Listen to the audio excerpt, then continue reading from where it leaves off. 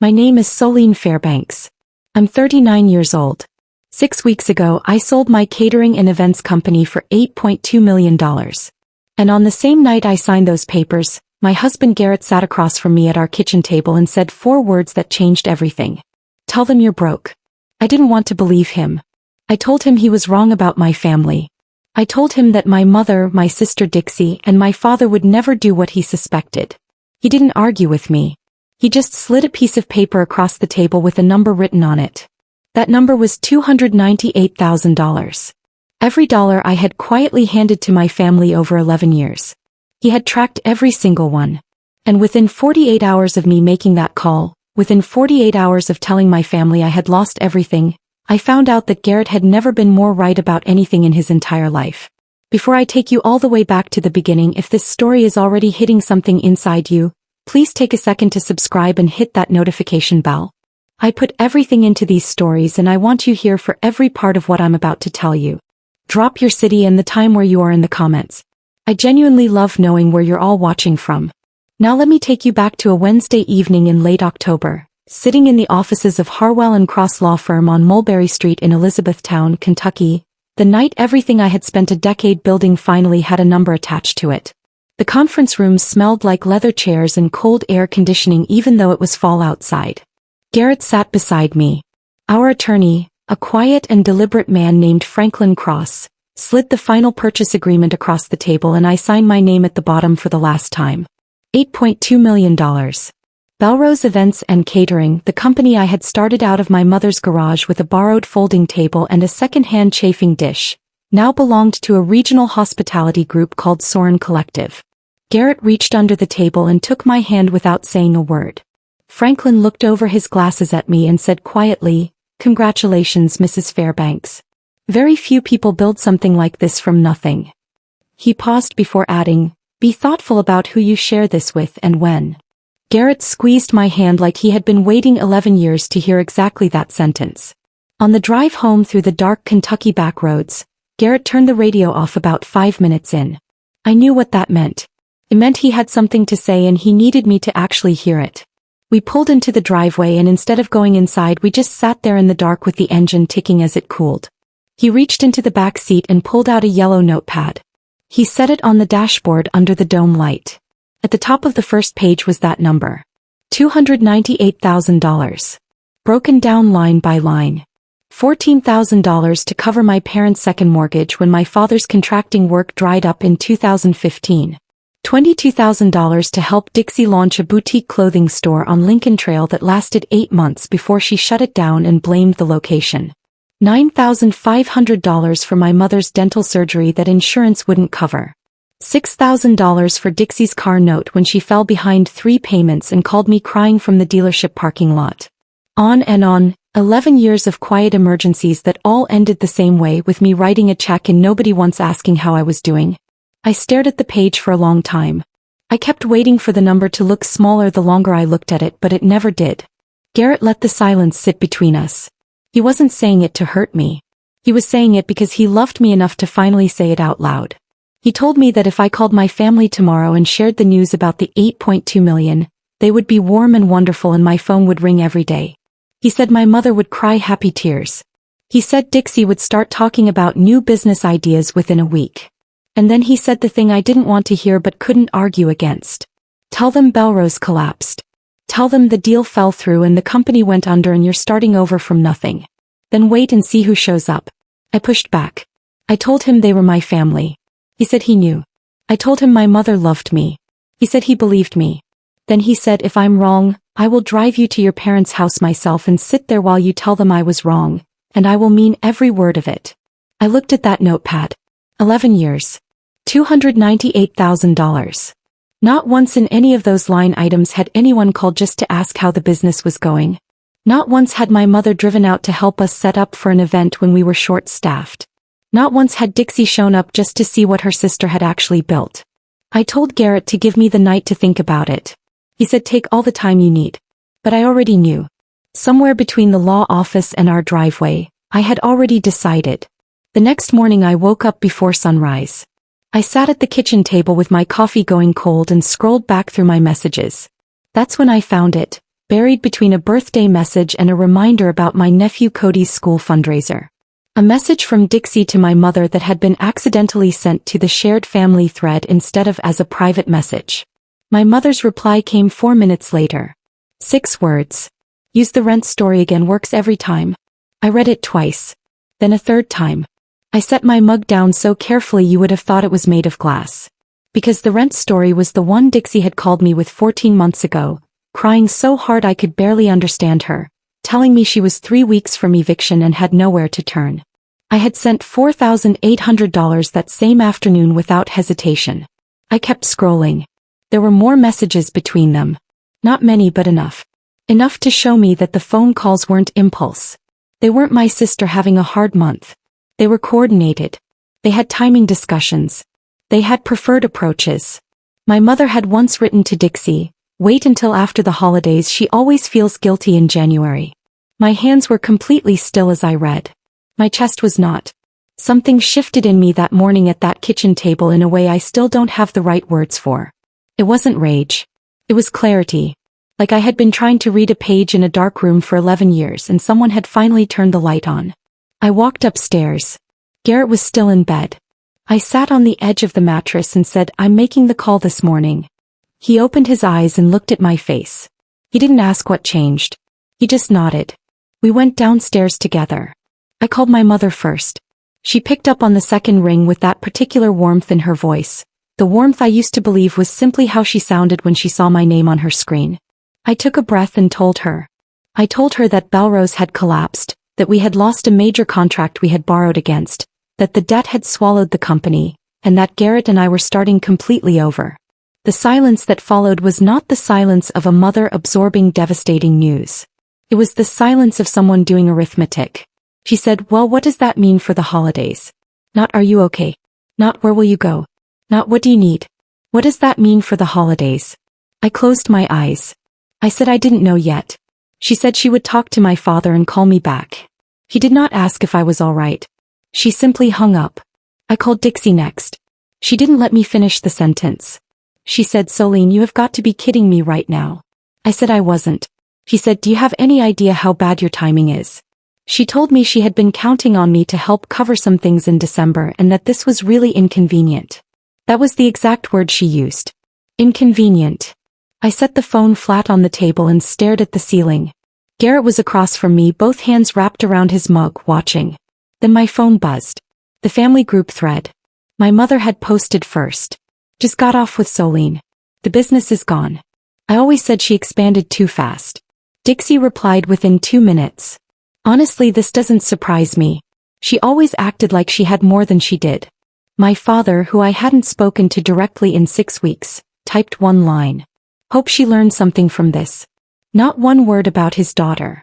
Not a single word in her defense. Just hope she learned something, like I was a cautionary tale about a stranger he had read about somewhere. I took a screenshot. Then I put my phone face down on the table, looked at my husband and said, "You were right." He didn't say "I told you so." He reached across the table and held both my hands in his. And that was the moment I understood that the 11 years weren't a series of bad luck and hard times. They were a system. And I had been the only one who never knew it. The group chat went quiet after that first wave of messages. Not the kind of quiet that comes from people feeling ashamed of what they said. The kind that comes when people have said exactly what they meant and have nothing left to add. My mother didn't call back that evening like she promised. My father didn't follow up his one cold line with anything else. Dixie went completely silent. No texts, no voice messages, nothing. 48 hours after I told my family I had lost everything, not one of them had asked where Garrett and I were sleeping, whether we had food in the house, or what we were going to do next. 11 years of showing up for every single one of them, and the silence I got back had actual weight to it. It sat in the house with us like a third person who had taken a seat and was not planning to leave. Garrett didn't gloat. That wasn't who he was. He moved quietly through those first 2 days, making coffee, checking in on me, giving me space when I needed it and staying close when I didn't. On the second evening he asked how I was doing and I told him I honestly didn't know yet. He said that was a reasonable answer for the circumstances. We ate dinner at the kitchen table without the television on, and the only sounds were the wind picking up outside and a neighbor's dog barking somewhere down the road at whatever it barked at every night. I kept my phone face up on the table between us. Not because I was waiting for an apology. I had already stopped expecting that. I kept it face up because I needed to see with my own eyes exactly how long the silence would actually last. It lasted 4 days before my mother broke it. And the way she broke it told me more than the silence itself ever could. She didn't call. She sent a text at 11 in the morning on a Thursday. It said, "Soline, your Aunt Patrice is asking about you. I told her things have been hard. He wants to know if you need anything. Call her if you want." That was the entire message. "No, I'm sorry I didn't call sooner. No, are you doing okay? No, I've been thinking about you every single day." Just a redirect. A forwarded concern from someone else, carefully packaged to look like my mother was thinking of me when really she was outsourcing even that small gesture to another person entirely. I showed the message to Garrett. He read it, set the phone back down on the counter, and returned to the invoice he was working on without saying a single word. He didn't need to. We both understood exactly what it was. What happened next I did not see coming at all. 2 days after that text, I drove into town to pick up a few things from the hardware store on Helm Street. Elizabethtown is not a large place. People know each other. People talk. I was in the paint aisle when I ran into Donna Greer, who had been my mother's closest friend from their church choir for going on 16 years. Donna tilted her head at me in that particular way people do when they have already heard a version of your story from someone else and feel sorry for you before you've even opened your mouth. She said, "Honey, your mama told me about the business. I'm so sorry." I kept my grip on my basket and asked her what exactly my mother had said. Donna told me my mother had mentioned that the company failed because I took on too much too fast and didn't listen when people around me tried to offer guidance. She patted my arm gently. "Don't be too hard on yourself, sweetheart. Some people just aren't built for that kind of pressure." I stood in that paint aisle after Donna walked away and breathed very carefully through my nose, the way you do when you are working hard not to let your face show everything that is happening behind it. My mother had not called to check on me. She had not asked whether I needed help. But she had found the time to call Donna Greer and frame my collapse as a character flaw. She was not mourning my loss. She was constructing a story about it and distributing that story through every channel available to her so that by the time anyone in Elizabethtown crossed paths with me they would have already made up their minds about what kind of woman I was. I drove home and sat in the driveway for a full 10 minutes before going inside. By the time I walked through the door I had 3 more messages from people I knew, all some version of heard about the business, "So sorry your mom mentioned it." I pulled up my screenshots. I added the Donna conversation to my notes on my phone. I didn't fully know what I was building yet, only that I needed everything documented somewhere real and permanent before anything could disappear. That Friday evening Dixie showed up unannounced. I watched her through the kitchen window as she came up the front walk in a brand new pair of boots that I knew without any doubt cost more than my monthly electric bill. She knocked twice and pushed the front door open without waiting for an answer because Dixie had never once in her life treated my home like it required an invitation from me. She looked around when she entered the way people do when they are quietly cataloging things, pricing them in their heads without wanting you to notice. She said she had been thinking about me. I told her that was thoughtful of her given that I hadn't heard from her in nearly a week. She ignored it completely. She sat at the kitchen table without being asked and told me she needed to discuss something practical. I leaned against the counter and waited. She said that she and her husband Blaine had been looking at a small commercial property on Pear Orchard Road, a retail space they wanted to lease for a new venture they had been planning, and the landlord was asking for 6 months upfront as a security deposit. She wanted to know if Garrett and I had any savings she could borrow against temporarily. "Just until we get on our feet," she said. Bridging money. She actually used those exact words. Bridging money. I had told this woman 4 days ago that I had lost my entire company and she was sitting at my kitchen table asking to borrow from whatever we had left. I asked her plainly if she had heard anything I said when I called her earlier that week. She said yes, but figured Garrett probably had something set aside, that we always seemed to find a way, that it wouldn't hurt to just ask. I thought about the $22,000 for the boutique that lasted 8 months before she locked the doors and blamed the foot traffic. I thought about the $4,800 I wired in a single afternoon because she said she was weeks away from eviction, an emergency that it turned out had been planned between her and my mother in a message thread I was never supposed to read. I told her there was nothing to give. He said that was disappointing. Not sad. Not I understand. Just disappointing. Like I had failed to deliver something she had always been fully entitled to expect from me. Garrett came in from the back of the house while she was still there.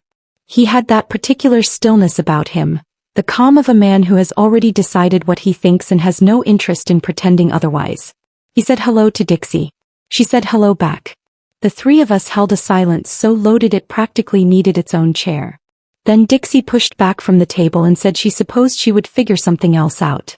She picked up her purse, walked down the hall and let the front door pull shut behind her. I stood in the kitchen and listened until her car pulled away from the curb and the sound faded completely down the street. That night I found something I had not been looking for. I was going through old emails on my laptop, searching for a vendor contract from the previous year, when I came across a forwarded message buried in my inbox from 18 months ago. It had landed there by accident, the kind of mistake that happens when someone copies multiple people into a chain carelessly. The original message was from a woman named Cheryl Foss who worked at the county business registry office and had been a friend of my mother's through the neighborhood association for years. Cheryl had written to my mother personally. The message said that a hospitality investment group out of Nashville called Soren Collective had been making quiet inquiries about established catering operations in the central Kentucky corridor.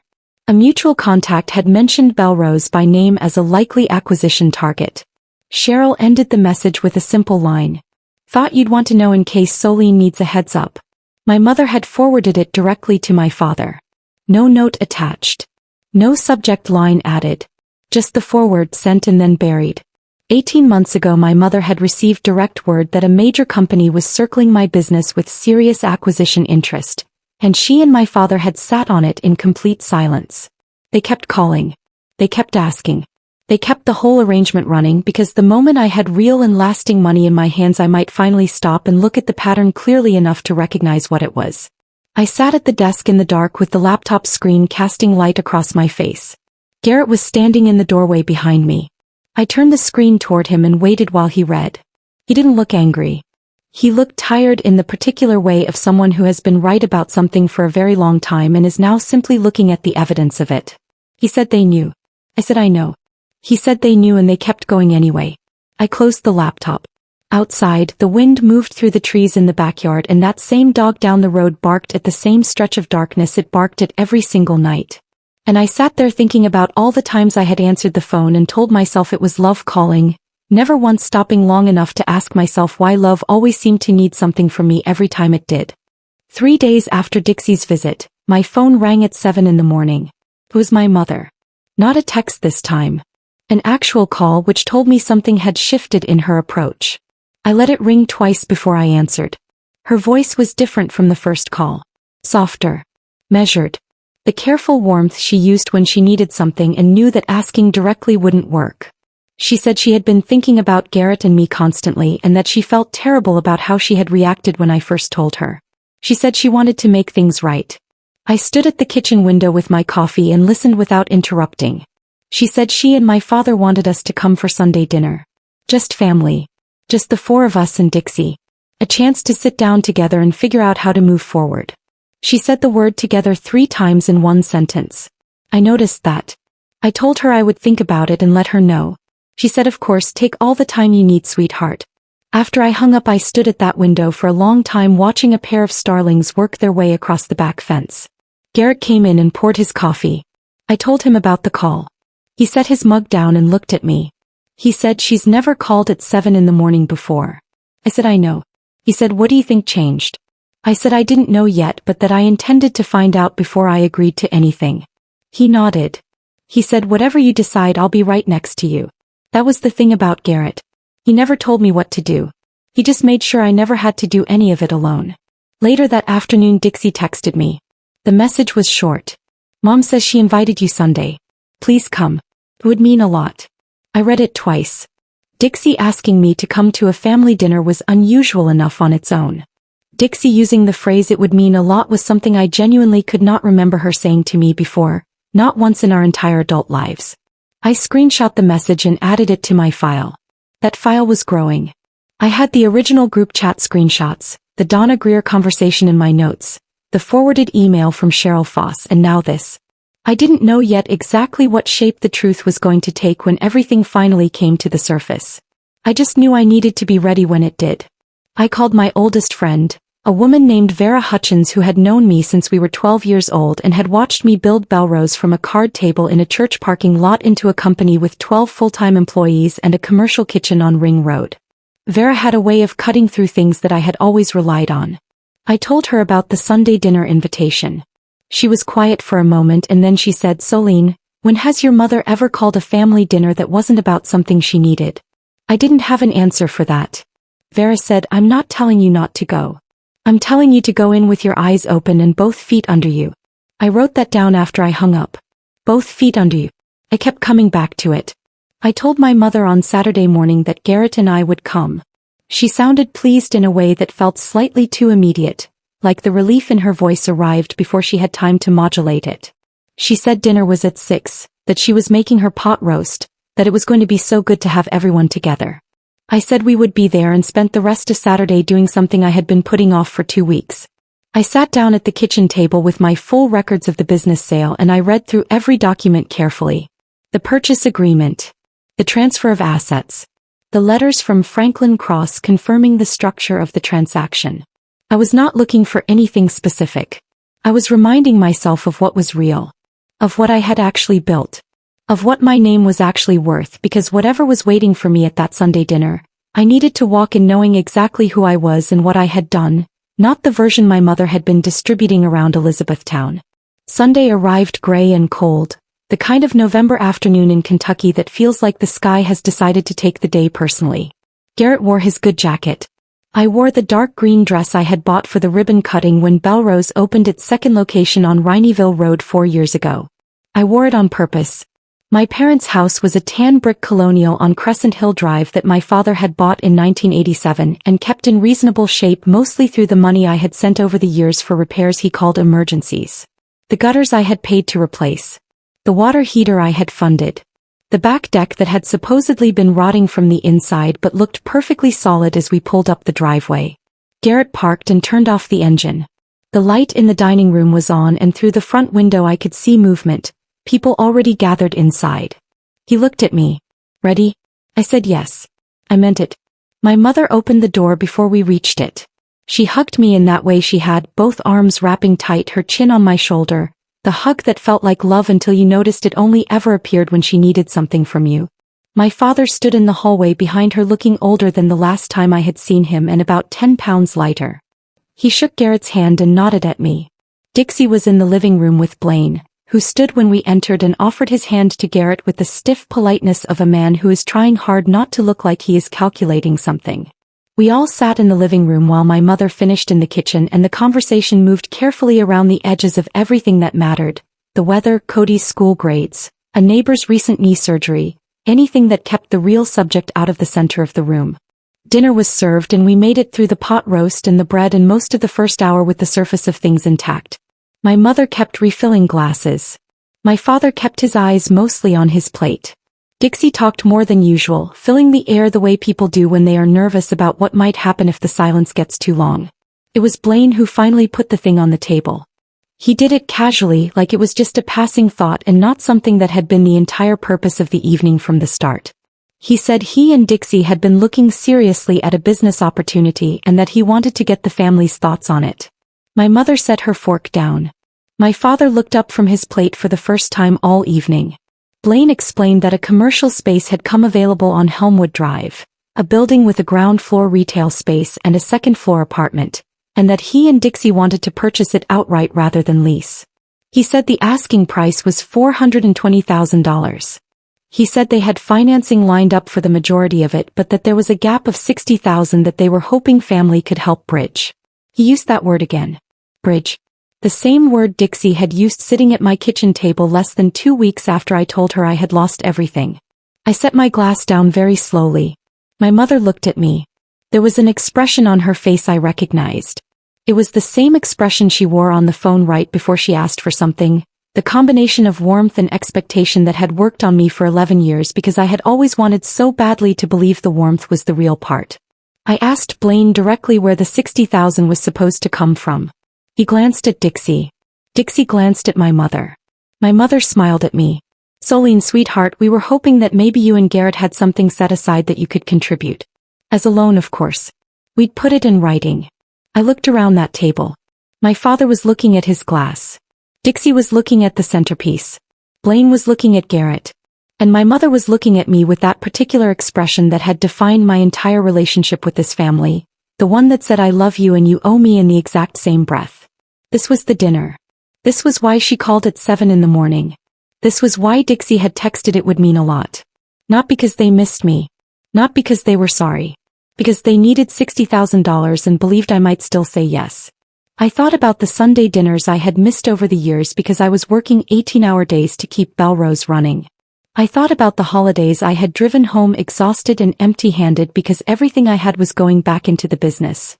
And the way my mother had sighed at me over the table like my ambition was an inconvenience to the family calendar.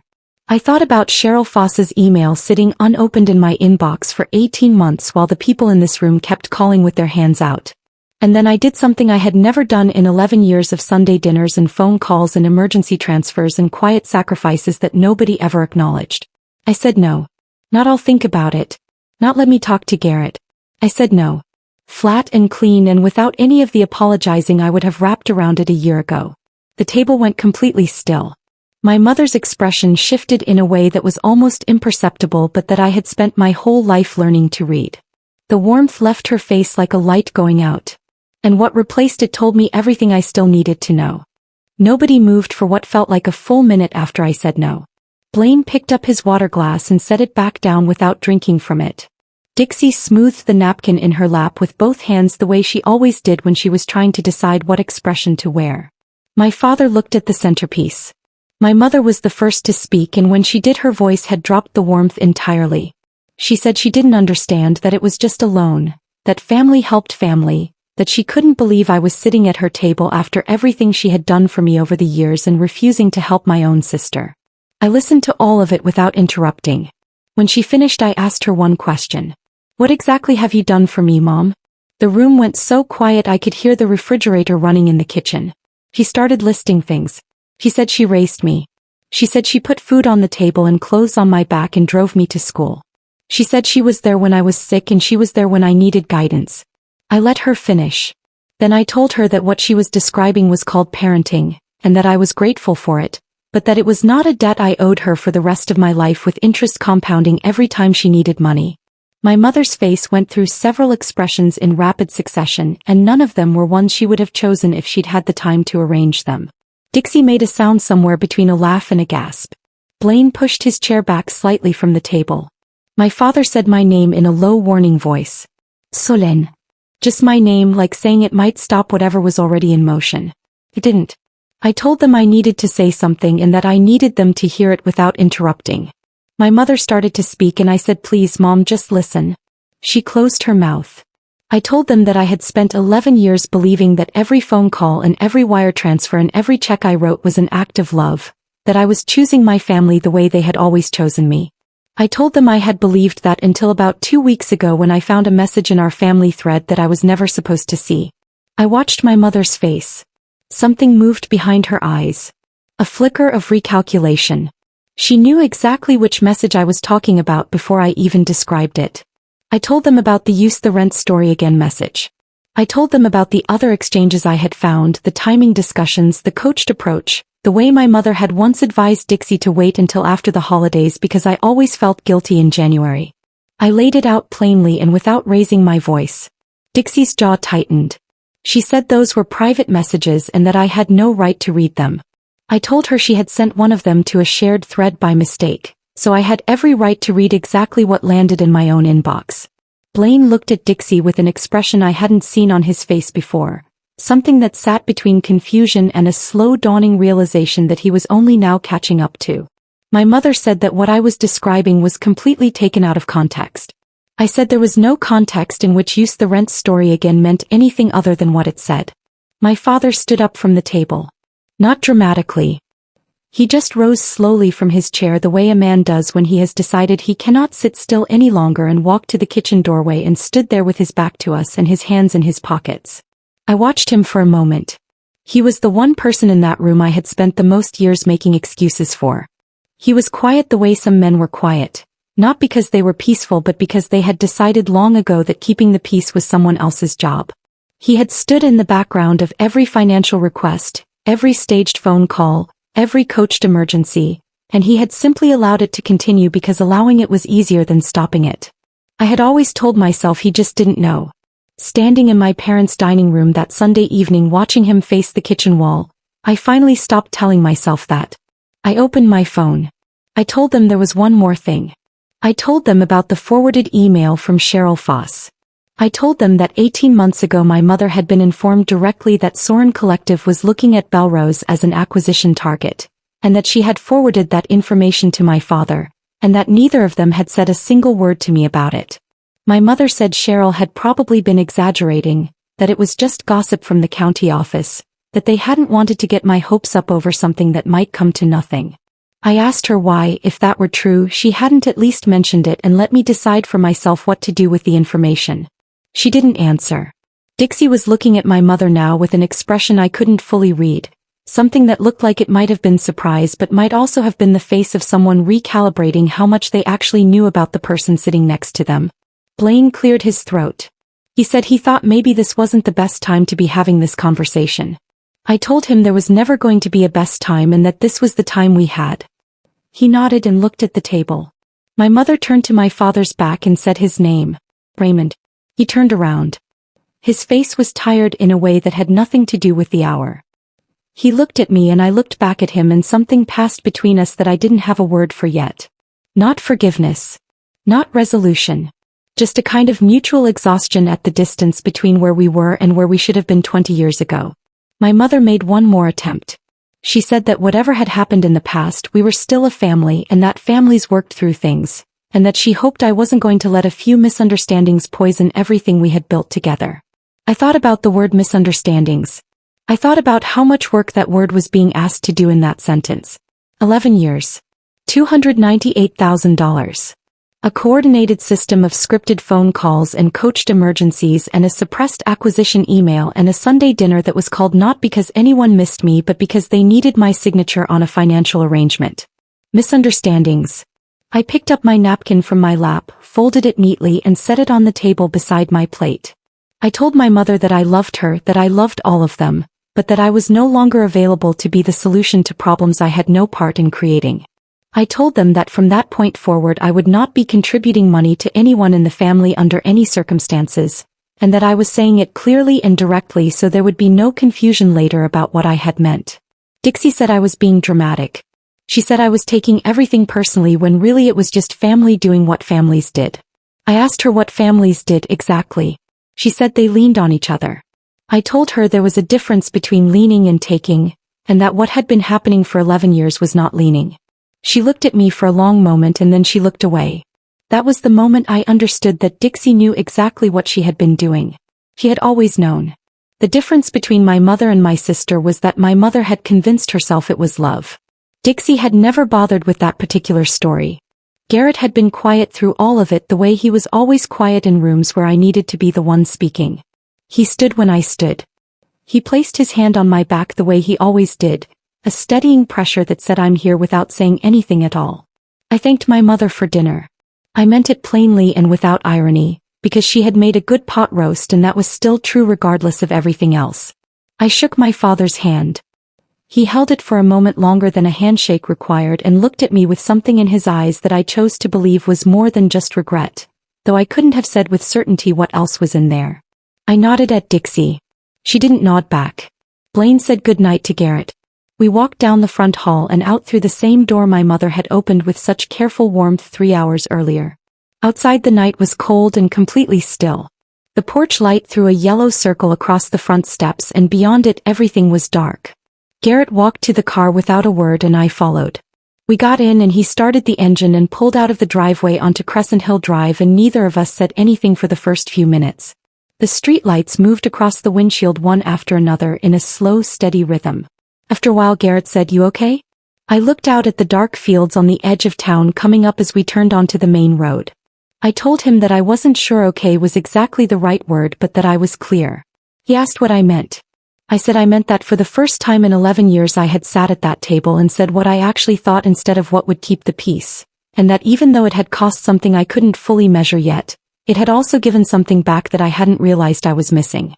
He drove for another mile without responding. Then he said, "Yeah." That one word from Garrett was worth more than a paragraph from anyone else I knew. The messages started arriving the next morning. My mother texted at 8:47. "Soline, I want you to know that I did not sleep last night. I have been lying awake thinking about what you said, and I need you to understand that everything I have ever done has been out of love for this family."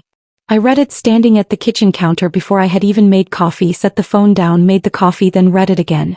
Then I read the one from Dixie that had come in 40 minutes later. It said, "I know things got heated last night, but I hope you understand that Blaine and I are in a genuinely difficult position, and I don't think it was fair of you to make it about old stuff." The one from my father arrived just before noon. It was 3 sentences. He said he was sorry about how things went. He said he thought about me all morning.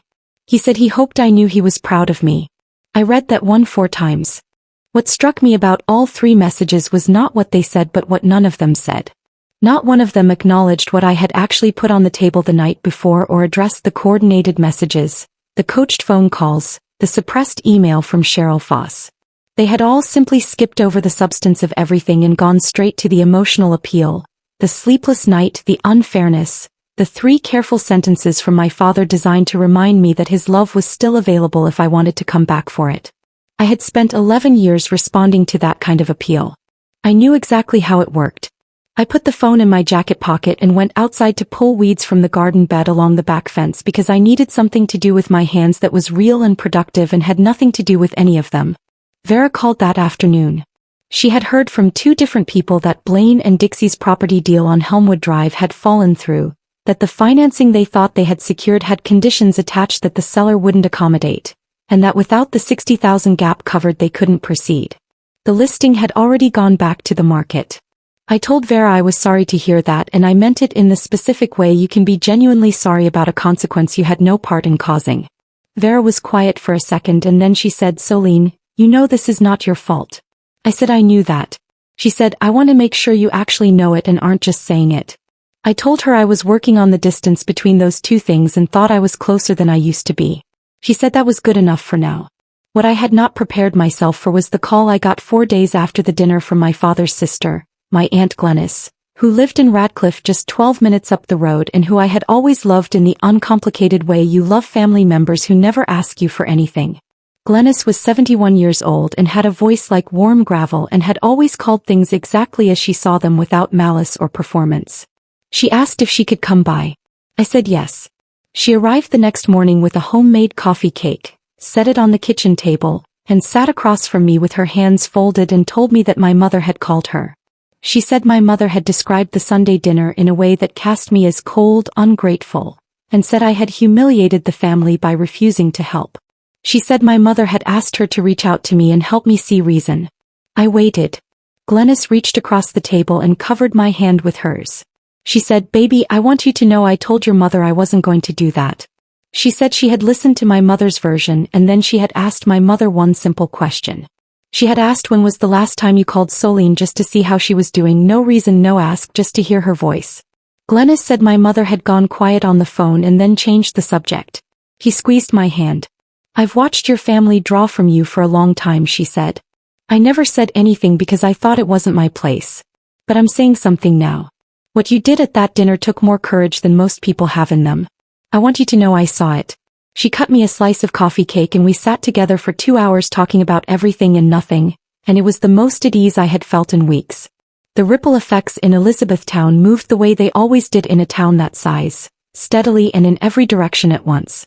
I heard through Vera that Donna Greer had gone back to my mother after the dinner and told her quietly that she didn't feel comfortable having received that earlier framing of my situation, that it hadn't been fair to me, and that she hoped my mother would reflect on it.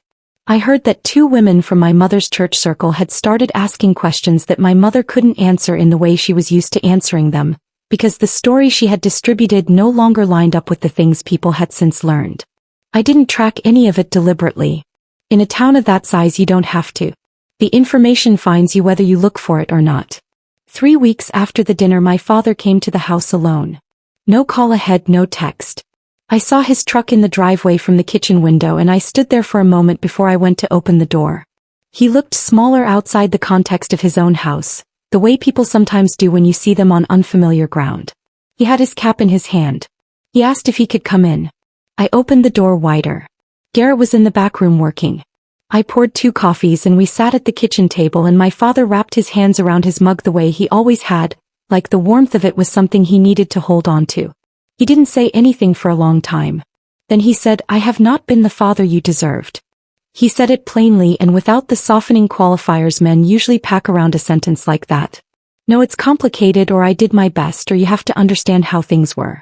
Just the sentence, clean and direct, sitting there between us on the table. I told him I appreciated him saying it. He said he wasn't looking for appreciation, that he was saying it because it was true and because he was 70 years old and had run out of reasons to keep not saying it. He told me he had known about the messages between my mother and Dixie for longer than I had, not all of them but enough. He said he had told himself it was between them, that it wasn't his place to intervene in how the women in his family managed things.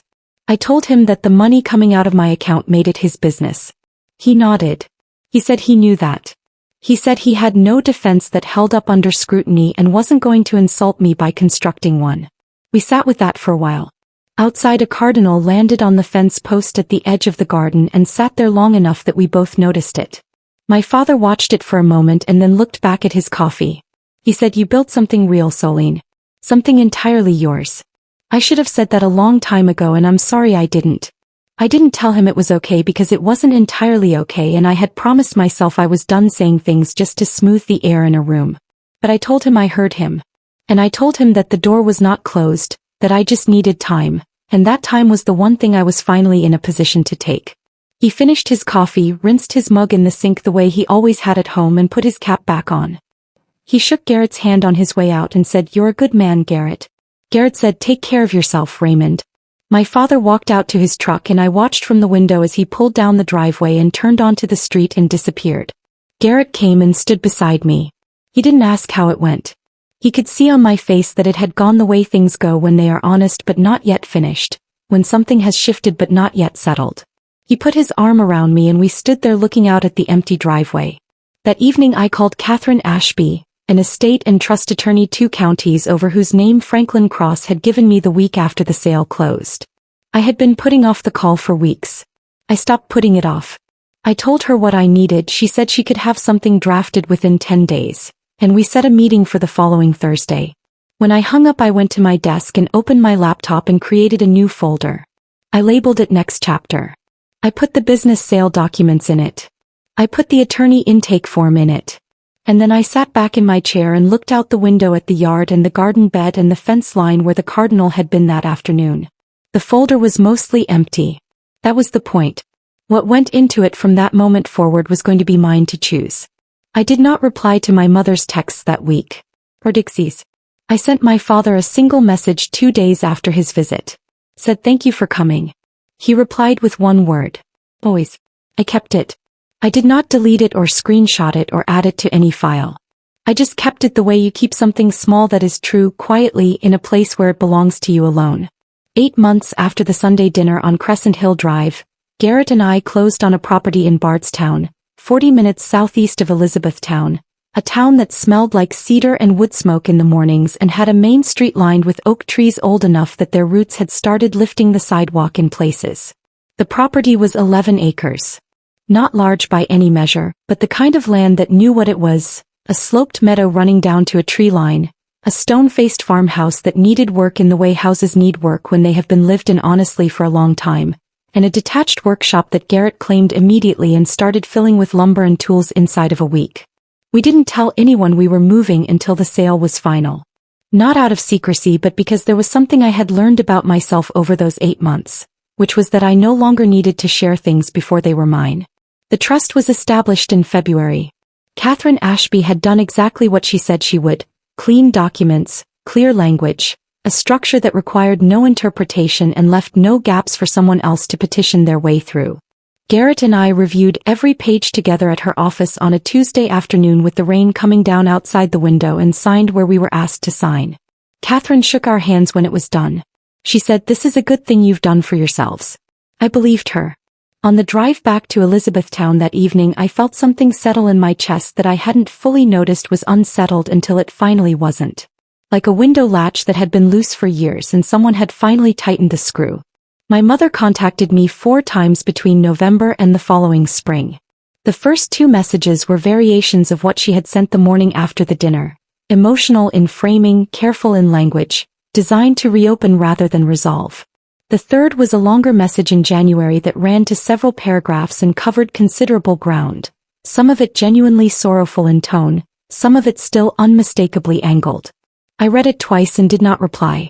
The 4th message arrived in March and it was different from the others. It was short. It said, "I know you don't want to hear from me and I understand why. I just want you to know I love you." No ask attached. No angle I could identify.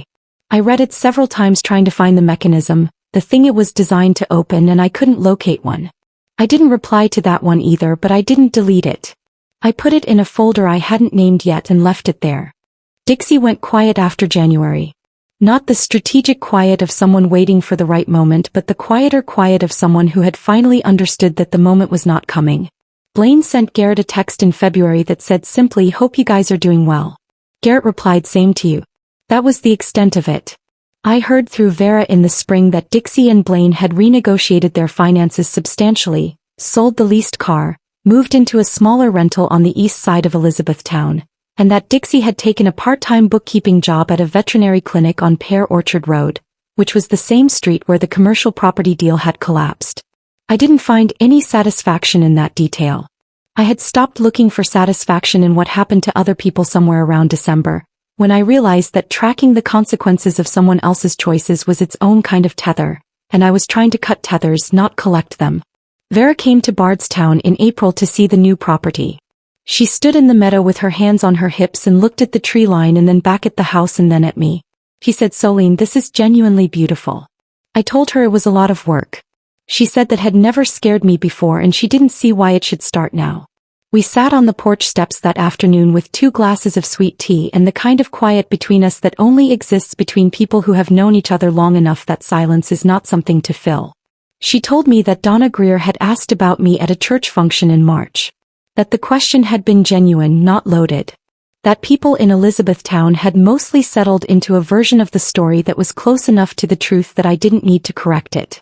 I told her I had stopped thinking about what people in Elizabethtown thought somewhere around the time I signed the Bardstown deed and that it was one of the better things I had stopped doing. My father called me for the first time in May. Not a text. A call. I let it ring twice, the same thing I had done with my mother 8 months earlier, and then I answered.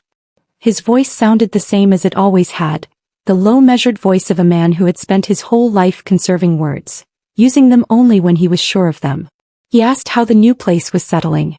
I told him about the workshop Garrett had taken over and the fence line we were repairing along the eastern edge and the way the meadow looked in the early morning when the dew was still on it. He listened without interrupting. When I finished he said it sounded like the right place for us. I said I thought so too. We talked for 22 minutes. He didn't mention my mother. He didn't mention Dixie. He asked about my work, about what I was building next, about whether I'd found a good hardware store in Bardstown. I told him there was a family-owned place on Xavier Drive that had the kind of inventory that meant you could fix almost anything without ordering parts. He said that was important in an old house. I agreed.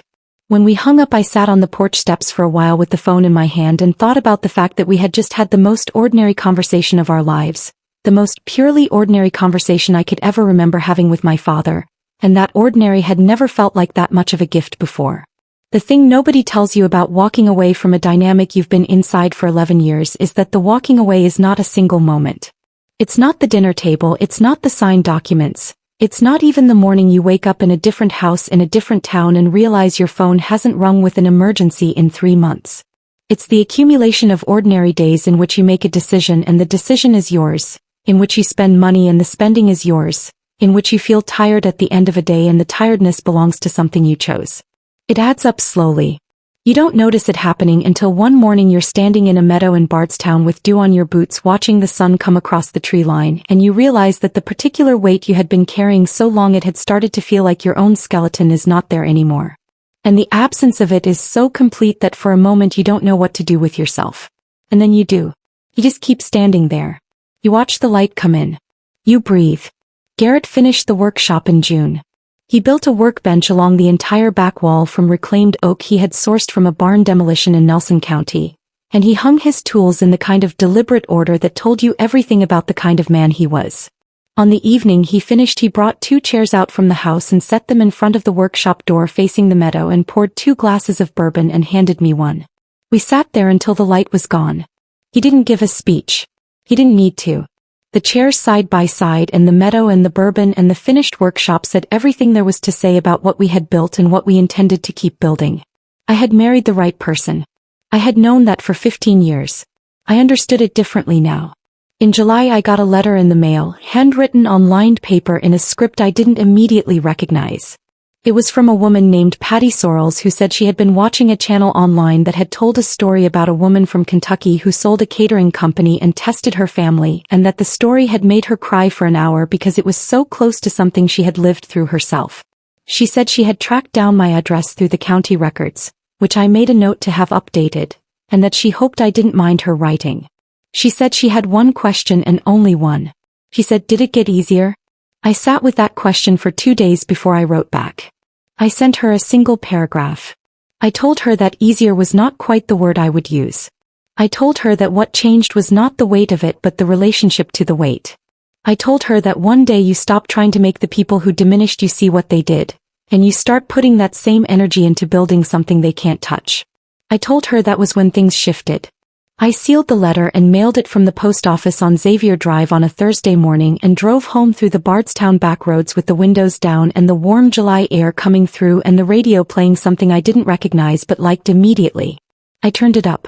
I drove the long way home. There was no reason not to. If this story made you feel something, don't just scroll away. There are so many stories out there that never get told, and here on Confire Stories we bring them to life. So if you enjoy emotional real-life drama like this, take a second to subscribe and be part of the journey. And if you've ever been in a situation like this, or have a story of your own, share it in the comments. I read them. Thanks for watching, and I'll see you in the next story.